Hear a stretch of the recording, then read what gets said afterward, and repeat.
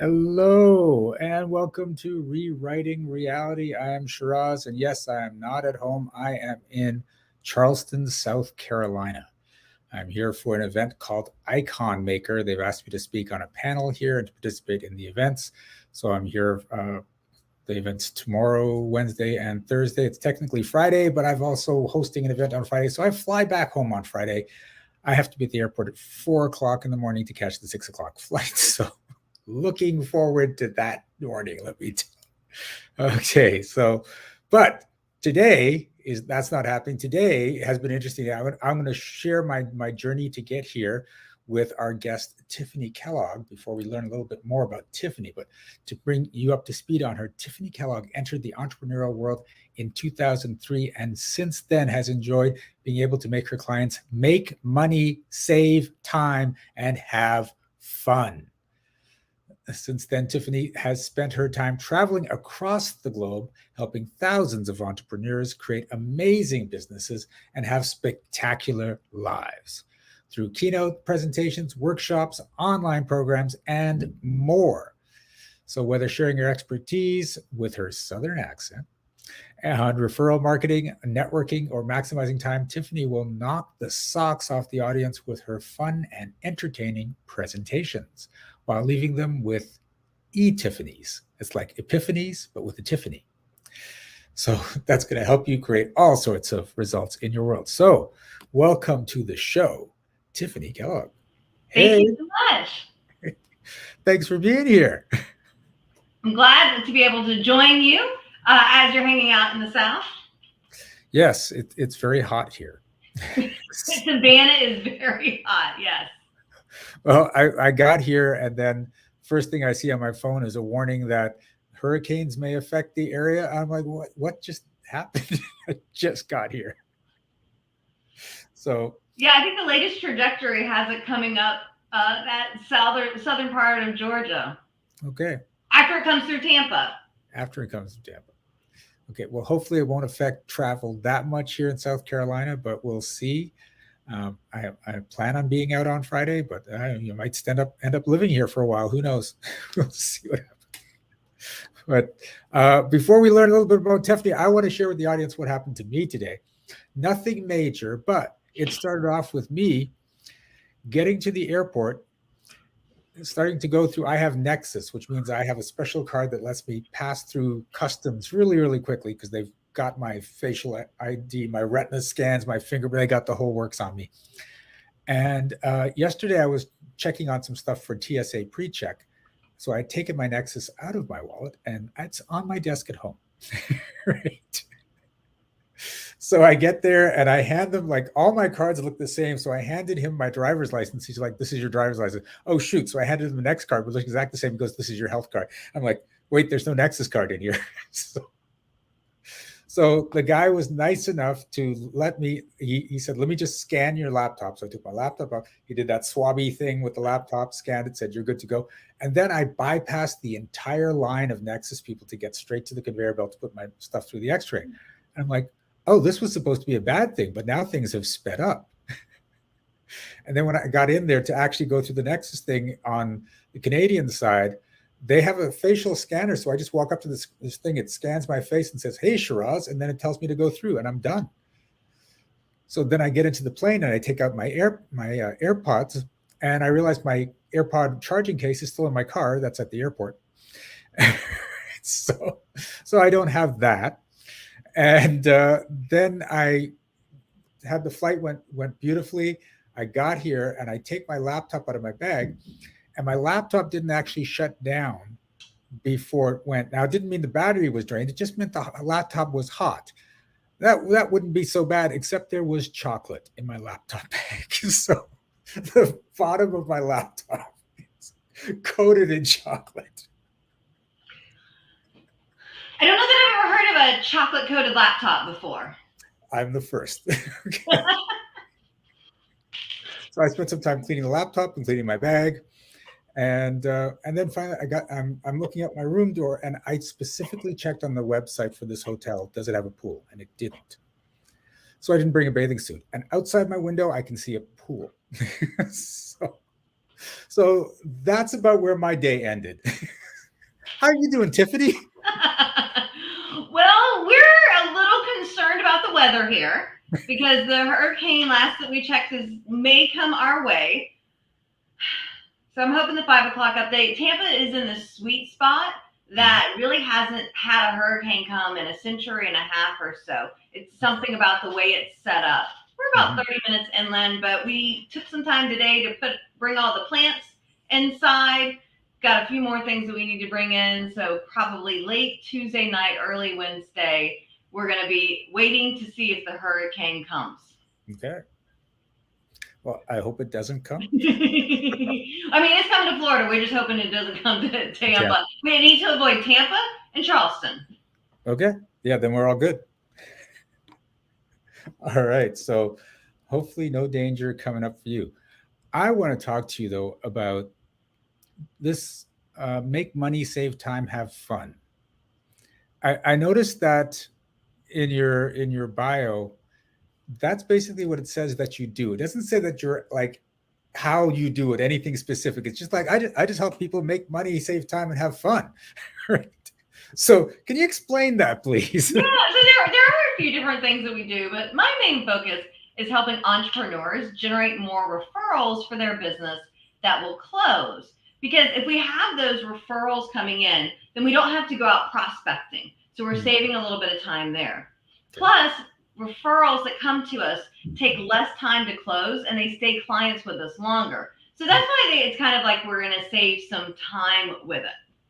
Typically, now this does depend on profession. A realtor who probably isn't going to have multiple transactions a year. However, for people that can do upsells or bonuses, referred prospects are more likely to spend more money with you within that first year because they were referred. So we're getting more money, plus we're filling the pipeline with referrals. And to me, if we have more money and we've got more time, then that leaves plenty of time for more fun. Got to have that component to it. Yes, I get that. Yeah, and it is all about having the fun. So. All work and no play? No, that's not for Tiffany. One of my coaches, Kimberly Crow, you know her. Yeah, her that's where we met at Speaker's Playhouse. Yeah, she's all about it. Yep. If it's not fun, it's not worth doing. That's it. Me, I either need to be making money or I'm having fun. If it's not one of those two things, why am I doing it? Yeah. And a lot of that has to do with the attitude, because here's the thing. Right now, I could be pissed off about everything that happened, but every time something else went wrong, I just got more amused. Right. So I'm like, okay, so it's like our attitude isn't going to change. It's not like we can go back and say, okay, let me make sure the laptop's closed, or let me make sure there's no chocolate. There's nothing we can do to change that at all. We just have to enjoy it versus letting it ruin the day. Although I do have on my phone, I have a before flight checklist. And now on that checklist is now, do you have your Nexus Pass? Right. So Nexus Pass, AirPod Pass, did I shut the computer all the way? Yep. You just keep adding to the list. That's all there is. That's just life lessons for us. And, sometimes it's just learning those little things to make each time better so we don't repeat them over and over again. Exactly. You don't want to repeat mistakes unless they're really fun the first time around. So. Yeah, there are some fun mistakes. Oh, I've had some. We some of the adventures my friends and I have gotten up to because of mistakes. It's like, yeah, this is good. One time and this was pre-Uber. This was back in the day. Okay. And we were walking to a restaurant. We were in Boston, and it didn't seem like it was right, but it's like, okay, we're following the GPS that was going on, and we get almost there, and we're like, oh, this is totally not the right place. We're not even in the right area. Like, we were 30 minutes different. However, we found like the best restaurant that we talked about for a decade. Now, we went back to Boston this year and don't ever go back. It was so good the first time. The second time. So it's like, but we had such a great time from that mistake that took us there. Nice. I like that. So that's it, people. Don't try to make it all perfect. Mistakes can be magic. Absolutely. So your whole business now is referrals. So I'm curious because all my guests coach me. Yes. How are you going to coach me on referrals? I am ready for this. Yeah. So let me ask a question. Okay. Do you have a referral marketing plan? Maybe I don't have anything that's formally called a referral Okay. marketing plan. Do you have so, anything written down about generating referrals? so I have referral commissions in Okay. place. All Yeah. right. Okay. So for depending on the program, you get different percentages. Like my monthly magic program, which is my most popular one, it's 20% referral fee, and that's ongoing every single month. You're collecting that. And for one day events, it's usually 50%. And for my big program, the $1 Million Impact Makers program, that's a 10% because over 3 years, you're going to get 10% of $100,000. So I think people are okay with 10% of $100,000. All right. So what I'm hearing is what I do know that I have is the affiliates program, the Yeah. referral mark. Okay. Cool. Let me ask you this. What percentage of your business do you like to get from referrals? Do I like to get from referrals? In an ideal world, what percentage would you like to say I get from referrals? Well, in an ideal world, I'd like 100% because then I don't have to do a damn thing. Any idea where you're currently at insofar as what you get from referrals? Probably 10 to 20%. Okay, all right. Yeah. So there's a huge in between Yeah. potential of what I've got and what I could end up getting to. Yeah, absolutely. Where do you get a lot of your business nowadays? Speaking. Yeah. So And how do you find those speaking engagements?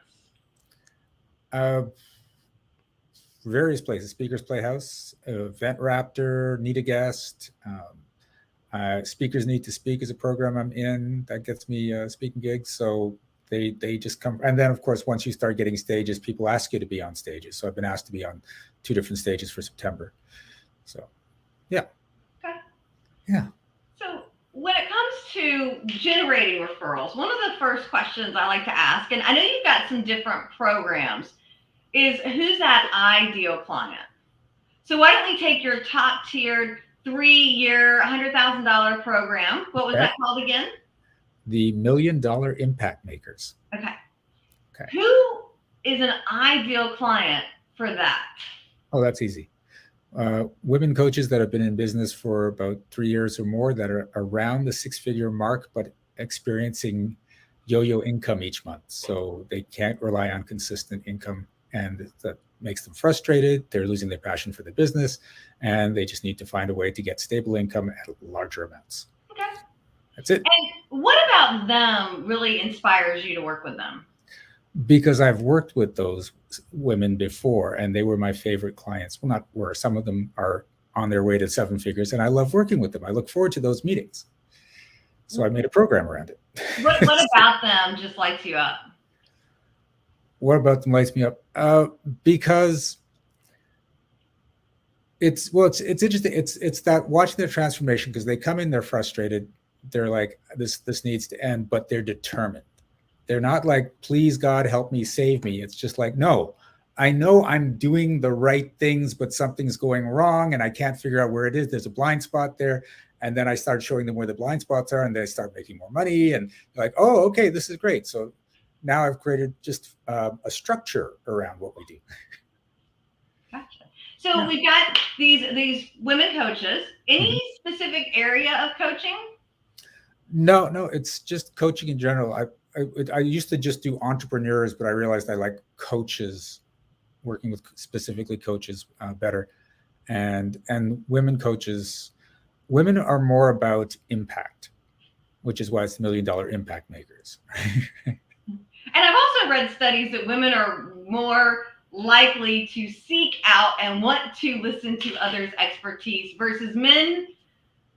Sorry, men. They're more likely to want to do it themselves. I mean, everybody makes fun of, the guy that got lost. Hopefully he doesn't get lost anymore. We have a phone for that. But the guy that refuses to ask for directions. So I don't know if there's any of that going on too. I used to be that guy. So how old are these women coaches typically? Oh, anywhere from I guess anywhere from about 30 to 60. Gotcha. Gotcha. And do you find that they have any hobbies in common or things they like to do outside of the work aspect? Are they moms? Are they grandmoms? I mean, what is their life like outside of work? Hmm. And I'm asking a couple questions. So what I'm Yep. doing is you're humming. Yep.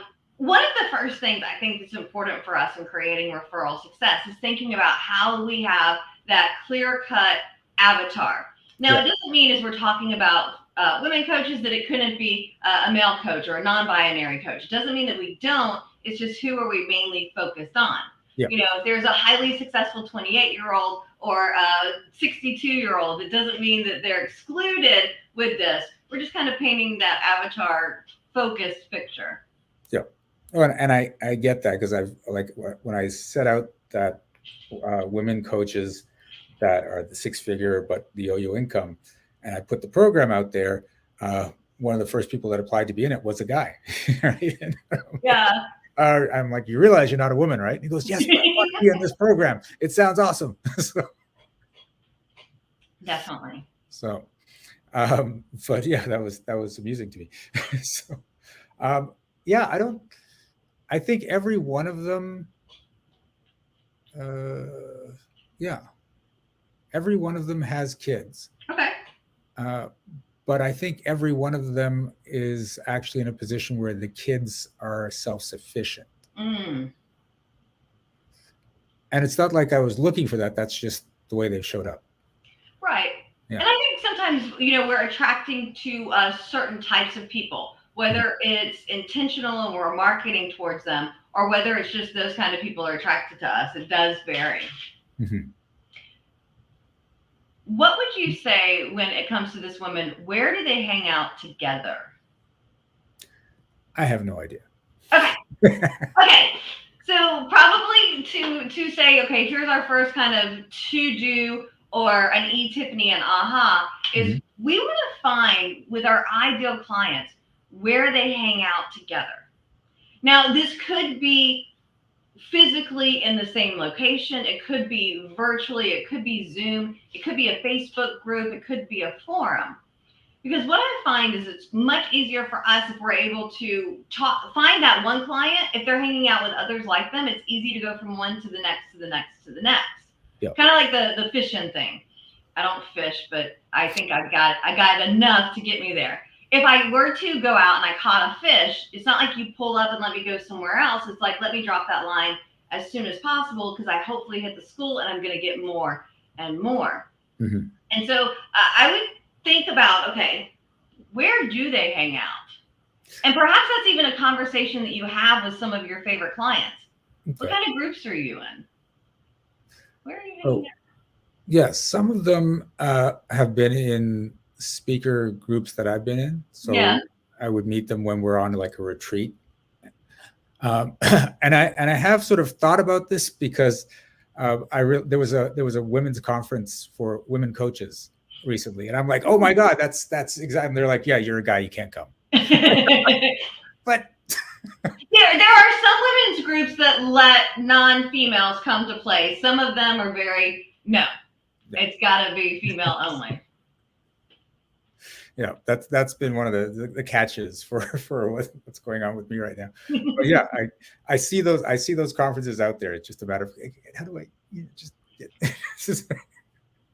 Well, and I have found one or two of the groups that are like, no, it's women only. If you're good enough, they've let a man in very rarely, but not all of them. Some of them are very hardcore, and it's only women. But you never know.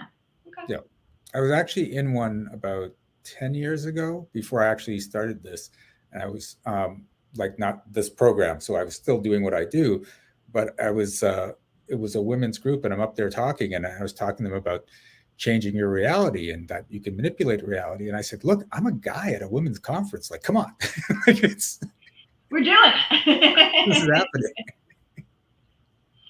So that's one of the first step is who is that ideal client? Because from that, we're going to be able to think about who is your best referral source. Though I do have to say, there's a lot of referral experts out there that are really focused on your clients being your best referral source. I do not subscribe to that theory. Okay. I think your clients should be amazing referral sources. And because they've worked with you, they really get what you do and how you do it. So I think they're phenomenal.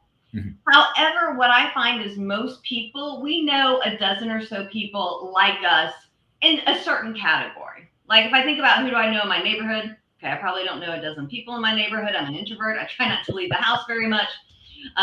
But if you take those aspects of your life and look, who are those other people out there like me? We may know a dozen or two. Okay. So is there potential for referrals from our clients? For sure. Mhm. However, to me, the best referral sources are going to be your contact sphere relationships. Some people call these circle of influence, sphere of influence. It's the non-competing industry with that exact same target market. And Okay. so instead of it being, I know a few people like me, these are professionals, these are companies, these are groups that maybe have hundreds or thousands of potential clients for you in their current and past clients. Okay. So All I right. Wait, go ahead. I'm getting this, but before we go there, I want to go back a little bit, because when you're asking about do they have kids and stuff like that, this that right? Okay. Do we need to get with our avatar? Because can we go too far into the detail, or Once in a blue moon, if it's a very super small segment, maybe you can go too far. But okay. most people are way too general Mhm. versus being way too specific. Okay. And when it comes to this avatar, what we have to be careful of is making it based on what they need from me. Hmm. And so I almost want somebody to be able to describe their target market without that they need me. Okay. Because then we have to figure out, do they need you? Do they need to get off of the yo-yo? Do they are the roller coaster? Do they need to take it to the next level? And so I'm almost looking for, here's the avatar. And then a next step would be to train my referral sources on, okay, how do you qualify them? How do you see if there is a good fit? How do you see if there's a need? And so I think if we were to look at and say, I'm looking for those women coaches, and I might even go under 60. Mm-hmm. If you find that there's a lot of that going on. And the reason I say that is this 30 to 60 gap is a 30-year gap. It's a pretty big gap. Yeah. But if I look at the front end of that, how many six-figure coaches are there really in their 20s? Not a lot. And so to me, instead of trying to cap it on both ends, if I just say under 60, Okay. then I'm not trying to think 30 to 60, because this 30-year-old could be, have the kids that are self-sufficient, but the 60-year-old could be the grandmother by then. And so if we say the moms under 60 whose kids are self-sufficient or out of the house, then we're beginning to paint that picture. And so I oftentimes find that there is something in their life that's similar.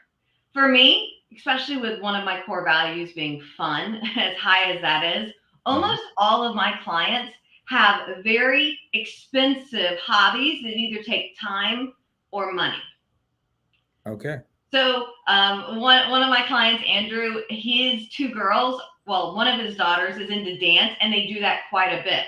That's a very big investment in time and money to support the kids. For one gentleman, Eric, he just had his fourth son, all boys in that family. Oh. Yeah, it's like, okay, 4 boys, let's have more. For Jason, it's I want to play golf and I want to go out on the boat more. And so most of the people I'm working with, because there are some out there that are like, I want to work 100 hours a week and make a ton of money, and that's what I want to create. Those people aren't attracted to me. The people that are attracted to me are like, yes, I know I want to work and do it efficiently and get the referrals, because I also want to spend the fun. So in sharing all of that, how do we begin to kind of refine your avatar a tiny bit? Okay. I'm getting this. So, and what was the next one? Yeah. Jessica's got a lot of girls in her house. So, it's interesting because like I've never thought outside of the business aspect um, to go there because I think a lot of my coaches have been like, you got to focus on the 3 a.m. Problem, and you're going in a different direction now, right? You're like, well, just who are they? Yeah, sometimes I find that when I work with people, we have to almost take a step back and lay some foundational ground pieces. I mean, stuff that we probably have most of it. But here's the thing. If somebody were to say to me, okay, I'm going to go a total different direction. Will you do me a favor? Do you have pen and paper handy by chance, maybe? Or not really? I have a digital notepad. Oh, can you draw me a triangle? I don't know if you can show us if you drew us a triangle, or just make a triangle shape with your fingers, maybe. Okay. Yeah, okay. So you did what 99% of people do, and that's give me the equilateral triangle. However, you know what I really wanted you to give me instead? This is what I wanted. Okay, that was my second choice, actually. Oh, but see, that's not what you gave me the first time. Okay. And so what I find is when our goal is to get referrals, we need to be able to describe to the people we're talking to whom we're looking for so well that the picture in their mind and our minds match. Okay. And so assuming that you and I remember anything about geometry, I gave you a protractor and a compass. Could you have drawn this? And see, I'm going to even just change the triangle by changing the page. Yeah. Could I have explained that to you with the tools to have you give me what I was looking for? Assuming we remember geometry, yes. However, I didn't. And so I think it's really crucial for us when we want to grow our business by referral to be able to say, here's exactly whom I'm looking for. Okay. Okay. But what I'm also hearing is it's beyond the business. It's a whole bunch of aspects of that person's personality. Yeah, I think that the more you can describe this person, to just say female coaches, my mind, that's too vague for me to really hone in, probably because I know a bunch of coaches. And so to say a female coach, I'm like, okay, I know, I'd have to check. I would say I probably know at least 50 or 100 easily in some way, shape, or form, if not more. Some of them may be more speakers than coaches, but I kind of lump that all in together as a member of the National Speakers Association because there's different ones. But when I add in that they're the mom, it makes it a smaller group with self-sufficient kids. Because to me, I think of people that are really gearing up. They're not taking care of the 3 a.m. feeding for the baby. Yeah. They're just hoping the kid makes it in by the 3 a.m. curfew kind of thing. You know, it's a very different world. And so if we can kind of take that step back and describe that person, it makes it easier for us to visualize exactly what you're looking for. And what is a key component to this is finding the right contact sphere relationships. Because if I just said, hey, I'm looking for business coaches, you know, here's this wide range of people that might be able to refer the business coaches. But if I say I'm looking for the business coaches with those self-sufficient kids, and I'm thinking, ooh, you know what I wonder? Because I know Judy, and she helps kids get into like the Ivy League schools. If these coaches are successful moms like that, I wonder if they're trying to get their kids. I wonder if Judy might be able to refer you to those entrepreneurial women she's in front of. Got it. Okay. People ask me all the time, Tiffanie, what's the best profession to pass me referrals? Because here's the thing. Most people think about referral marketing. Let me go to all of these events, meet all of these people, do all of this stuff.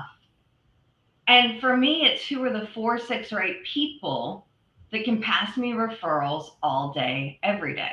Yeah. I'm a nerd. I can't help it. What can I say? And so I have that I keep usually on my desk, but we've been cleaning things up. I've got my baby Yoda with my top 12 list that stares at me of who are my top referral sources. Because I want to look at that each and every day to remember, these are my people. What have I done for them lately? And so the first thing we have to do is figure out who are those people. And the step before that is who are the professions that are referring to these people. Okay.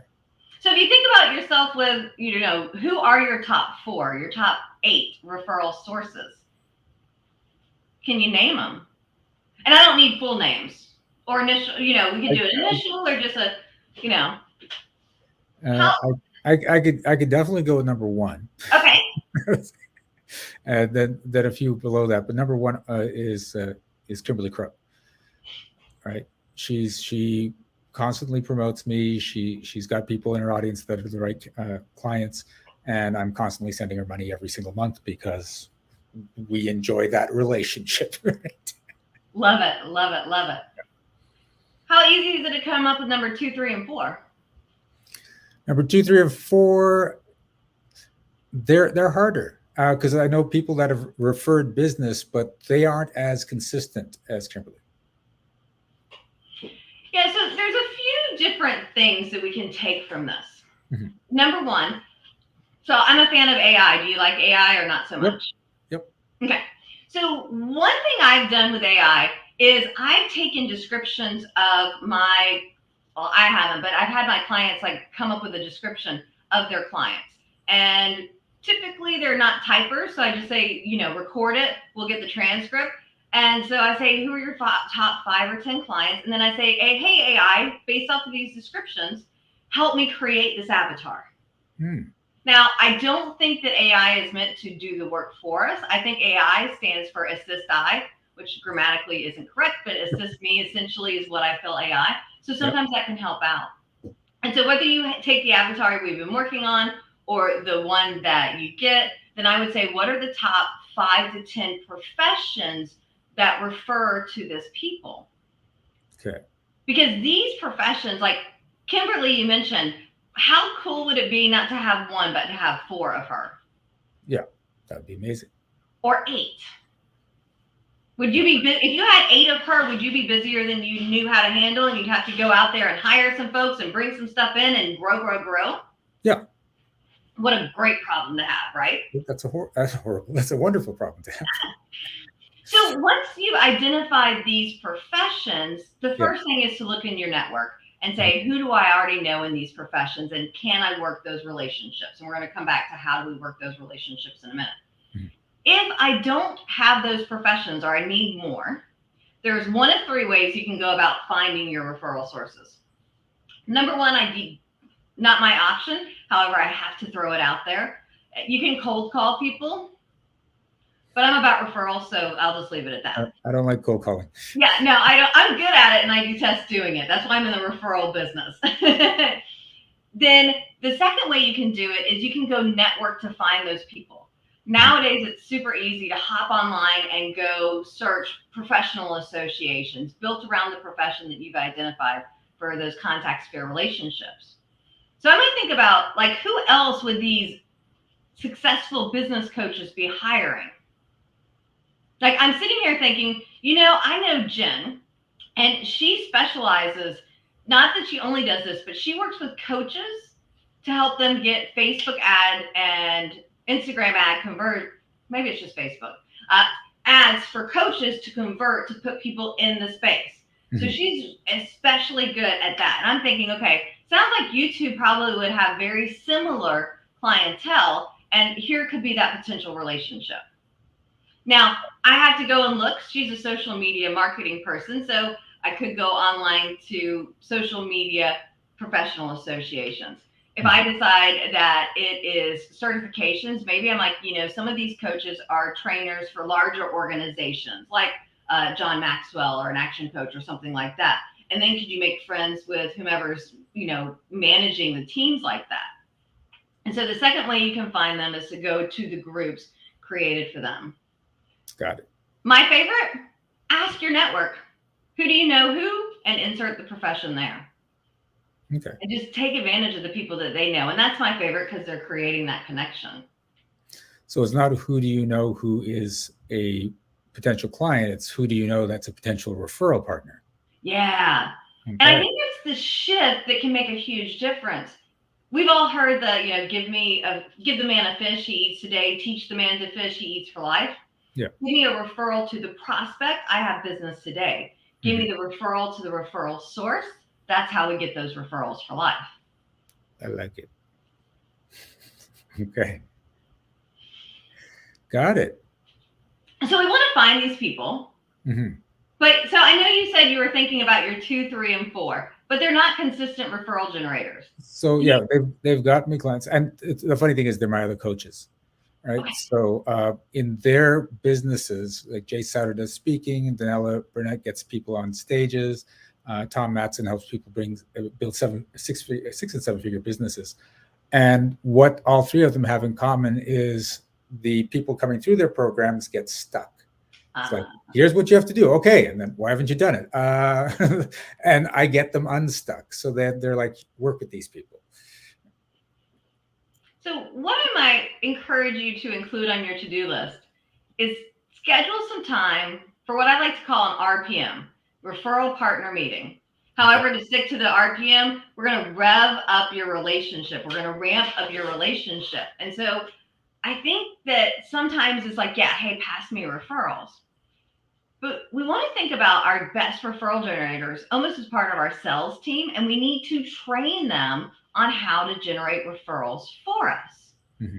And so I like these referral partner meetings because we can get together and say, hey, tell me a little bit about your business. I'll tell you a little bit about my business. And I think at the beginning of the relationship, it's, okay, here's what I do. Here's the products that I offer. Here's why I do it. I highly recommend success stories and testimonials to be a part of the conversation, your why to be a part of your conversation. Though as these relationships develop further and further, you can teach them more things that make it easier for them to refer you. One thing I think we all need to be teaching our referral sources is how to overcome the objection. So what's a common objection that you get? From the referral. A common objection that you get if people were thinking about the $1 million impact makers. Oh, okay. Common things are, well, my cash flow is crazy right now. I don't know if I'll be able to stay in the program because what if I have a bad month? Gotcha. Yeah. So what could a referral source say on your behalf? Now, the intention is not to have your referral source enroll them in your program, but the intention is to have your referral source get permission for the conversation to continue between you and them. We want our referral source to bring them into the conversation.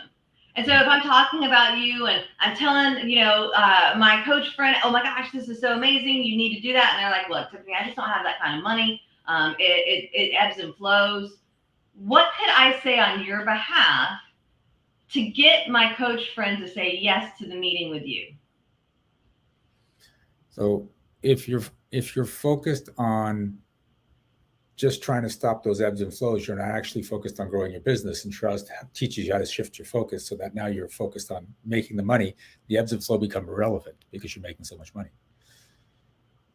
And so I think it's really important for us to take those conversations and maybe cut it by about half. Here's the thing when it comes to referral marketing. Yeah. This is different than when you market in any other way, because any other marketing, you're the one speaking. In referral marketing, you have somebody in between you and the prospect that's sharing your message along the way. So we have to make sure it's easy for people to refer us. Now, I'm sure you have plenty of things that people can do, not at that high level, but at the low level to just get them in the room with you. Yeah. I know because you've got a summit coming up next month, right? Next week. Okay, there you go. Next week. Oh yeah, because it's the 6th through the 8th. Yeah. So it's coming up next week. And sometimes people will say, I have an event, help me promote it. Now, I'm sure you've got all of this taken care of, but not everybody does. And that's what we sometimes refer to as swipe copy or the social media posts. A lot of times people are just like, hey, refer me. But do we have a script written out, a Facebook post, an email message, a WhatsApp, where people can just cut and paste it on our behalf? Yeah. Most people don't do that. Now, in the speaker world, I find we do that a little bit more. Yeah, we do that. Speakers do, but not everybody does. And so, if I'm thinking about my top people, do they have access to that swipe copy? Are they being updated with things that are going on? Is it like, hey, here's what we have for you? And so I think part of this referral partner meeting is really just having these conversations with the people in your network. And instead of it being, we'll see what happens, it's very focused and intentional. Got it. All right. I have work to do. Oh, and unfortunately, that's only one half of the coin. Wait, okay. Okay. Now, we're in a unique show here because I want to know what the other half of the coin is. Except we got 20 minutes left, and I haven't coached Tiffanie yet, and this is supposed to be an exchange. But I want to hear what happens. So I'm in a conundrum here. I think what I need to do is bring you back for the other half on another show. I can give you the other half of the coin, and I can tell you how to ask for referrals without getting a no next time. Okay, let's do it. Sorry about that. There's no worries. I mean, because this you're giving such great content that I'm like, holy crap, it's already 22. How'd that happen? So, hey, when it flows, that's sometimes it's good. Yeah, we got a part 2 in the comments I just saw come through. all right. Okay, so let's hear part 2. So the other half of the coin of this is if we're going to educate and train our team, we have to motivate them as well. Yes. And this could be in the form of get me referrals. This also could be in the form of book me speaking engagements, help get me on podcasts. It could be, hey, support me, sponsor my event. And I think sometimes people get so focused on the only way I can help you is to get you referrals that we forget some of the other things. Mm-hmm. And we forget that we need to motivate, because if they are educated all about you, but they're not motivated, they ain't going to do anything. Yeah. You're in the South, we'll get the ain't in there. Conversely, if they're motivated, but they're not educated, it's ignorance on fire. They're just like, oh, he's great. He's wonderful. What does he do? A good job. How does he do it? Well, Shiraz is just wonderful. Yeah. And there's no substance to it. So you got to make sure you do those two together. I was quick on that one. That was good. Yeah. And I actually remember getting a testimonial from someone who went on for 3 or 5 minutes.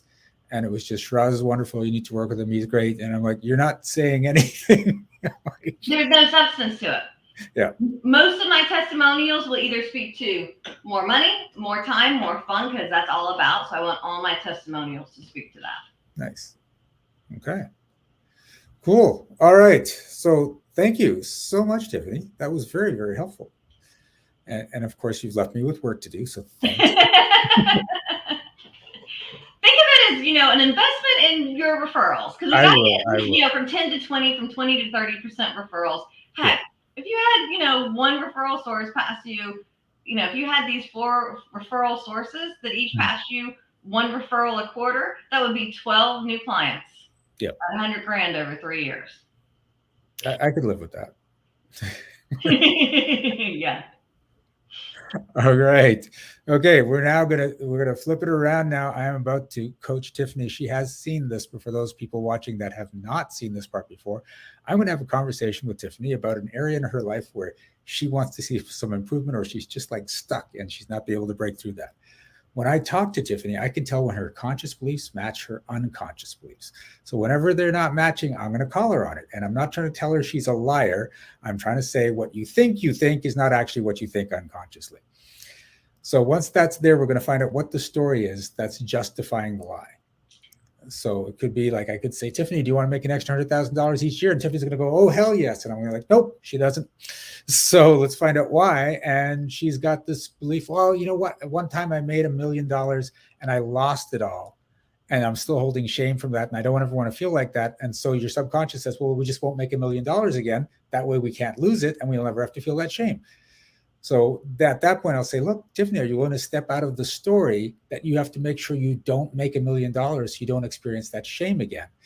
If Tiffanie says yes, and she means it, and again, I can tell if she means it, then it's going to shift in that moment. We are rewiring Tiffany's neural pathways in the moment. And when that happens, there's a release in energy. When there's a release in energy, I tend to yawn and cough. So that's going to happen for the next little while. If Tiffanie has worked with energy before, she may know what that feels like. Have you? I don't think I've done any official energy work. No. Okay. So the most common things for people are yawning or a feeling of like energy, a tingle in the upper body and a release. But anything goes. You can get hot or cold or burp or have muscle twitches or whatever. If it's a deep emotional belief, you may end up crying or feel nausea. We have not had anyone throw up this year. Last year, we only had one person throw up. So I did not watch that video, luckily. So, but you don't actually see the person throw up. You just see the head go off the camera. Oh, okay. So but that's only for the deep motion. I don't think we're going to get to that in the time we have. So, what would you like to work on? So I would love to talk about expanding the team with more trainers. Wow, your energy just dropped as you said that. So, what is the big fear about expanding the team? So we've had some people before that are absolutely phenomenal, and almost everybody that we've been brought on has been great at training. But part of our goal in the team is that they also bring in clientele as well, and have not had as much success there. And so then it becomes about filling their pipeline as well as my pipeline in the process. Okay. So this is interesting. Do you want them to bring in a lot of clients? Yeah, I would love to have them bring in clients to the community. Okay. Can you trust them to bring in the right clients? Insofar as what we brought in before, I can't say that anybody's ever been brought in that was a bad fit. Okay. Maybe one or two people that I don't know that I'm in love with them, but if they're kind of their clients on the team, I'm only dealing with them some, not all. Okay. If that makes sense. Yep, that makes sense. Have you worked with anyone that you like it just really did not work out well? We have had a few people on the team that it has soured for sure. Yeah, I can think of two people in particular that it just went bad. Okay. Ooh, there it is. There's a trigger right there. So what happens with a lot of people is when you've had a bad incident, instead of trying to create a good incident, your mind goes to, I have to make sure I don't have another bad incident. Right. But you can only do one or the other. You can either try to create a good or try not to create a bad. And the easiest way to try to not create a bad incident is for nothing to happen. So, and the way it shows up physically is we keep getting the wrong candidates there, right? Or we run out of time, or we got too busy and we got distracted. But really, all of that is you making sure you don't have another bad incident. So, what I'm going to ask is going to sound weird because it's not about suddenly embracing bad incidents. It's about getting out of the energy of no more bad incidents. Okay. So are you willing to step out of the story that you have to make sure you don't get more of those bad employees in your business? Yeah, I think that, not everybody's going to be perfect, and sometimes you don't know the right fit till down the road. But you do have to take that chance to see. Okay. So what you just did there was you said a yes, but then you went into your mind to justify it with logic rather than just being solid in your yes, because we're not working about logic, we're working about what's going on in your beliefs. So are you willing to step out of the story that you have to make sure you don't get any of those bad employees again? Yes. There it is.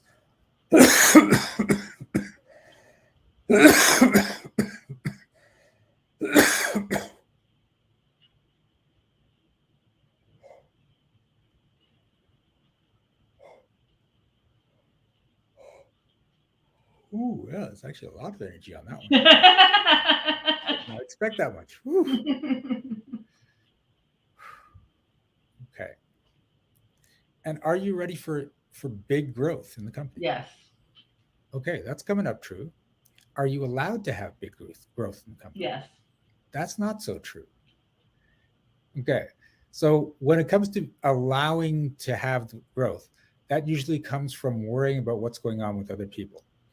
So are there people that would get jealous or angry of your success?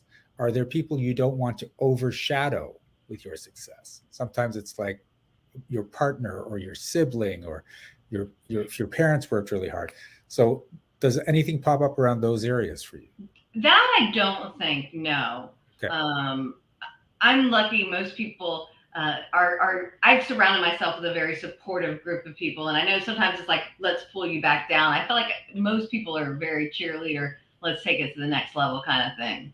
Okay. So I don't know that one resonates with me as much. Okay. But there was something in being allowed to succeed. Do you need someone's permission before you can succeed? Nope. See, that's not coming up true.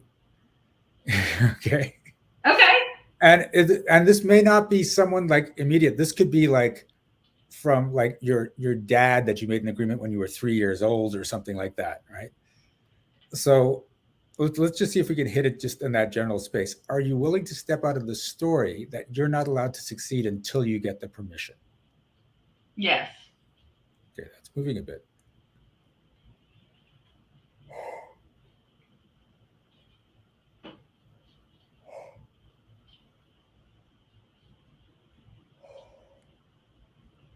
Okay. Are you only allowed to succeed so far? I don't think so. Yeah, that's not coming up true either. You made some sort of commitment with someone when you were younger, like that. You may have set it up right, or they may have just convinced you, Tiffany, you can only get this so far before it gets tough. You can only get this far based on your upbringing or who you are, or because of like whatever it is.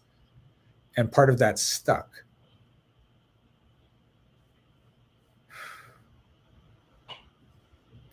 Has anyone in your life told you there were limits to what you could do? I really think that, like, I look back when I was younger or with my parents, and I don't really feel like that they ever put limits on what could or couldn't be done.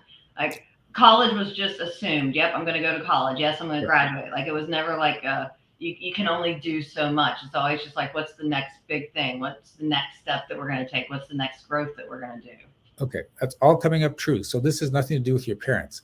Was it a teacher or a friend that had limiting beliefs, like you can only go so far, you don't want to get too far in what you're doing?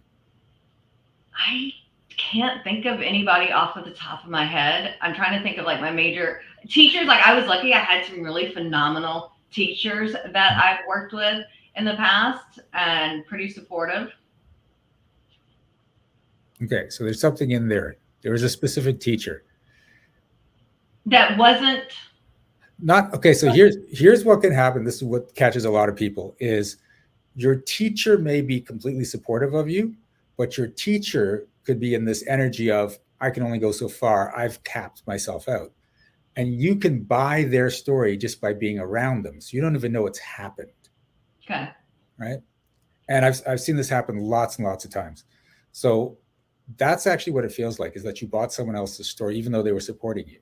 Okay. So are you willing to step out of their story, whoever it was, that you can only go so far, there's a cap to your success? So sorry, I was kind of thinking about this. So re-ask the question, please.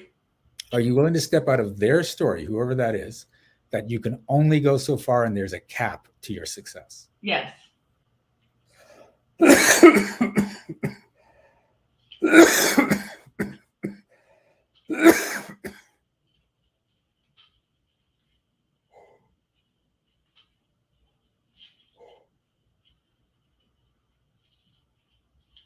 Ooh, yeah, that was another big one. Okay, so now let's do a check-in. There's no wrong answer here. How do you feel? Better, worse, the same, or different?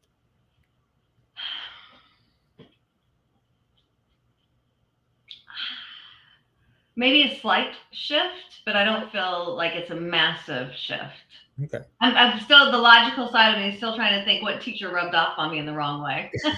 And I'm trying to move on from that, but the logic sometimes. Yeah.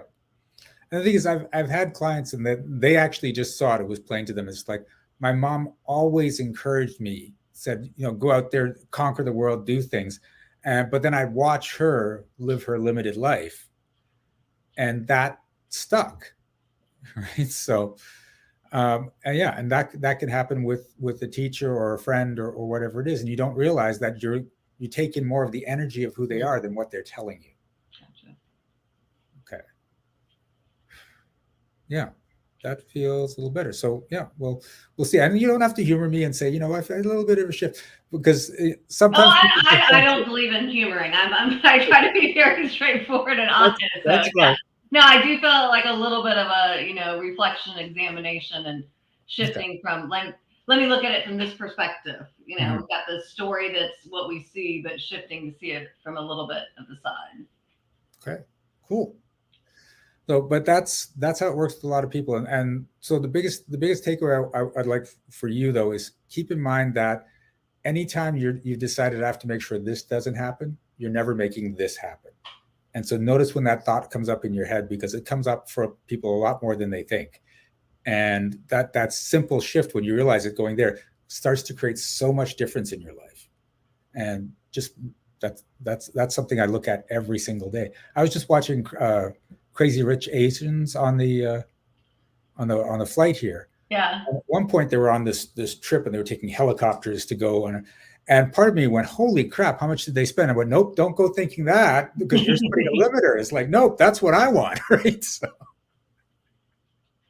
So it's those little things you just catch yourself. Yeah.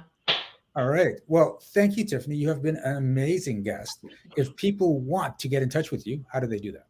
So I'm one of those lucky people. We're in our first generation of social media. So I'm Tiffanie Kellog on Facebook, on LinkedIn. I'm very active on those two.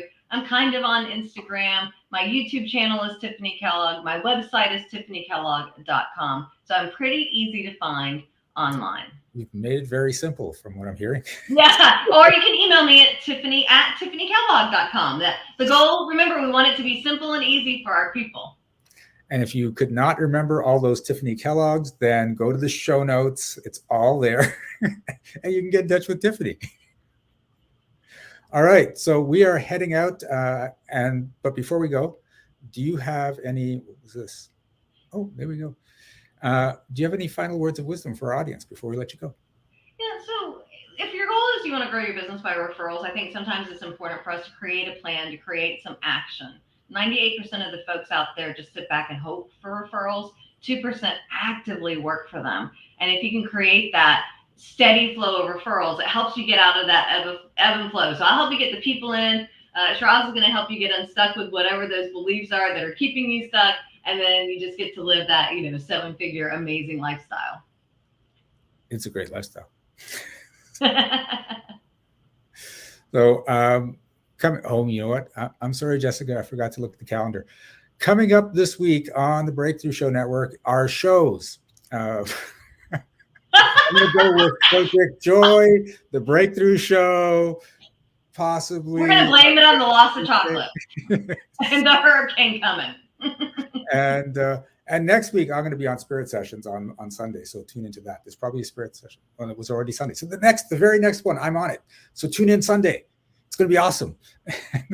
And other than that, we are heading out. Thank you again, Tiffanie, and be back here next month for our next guest. See you soon.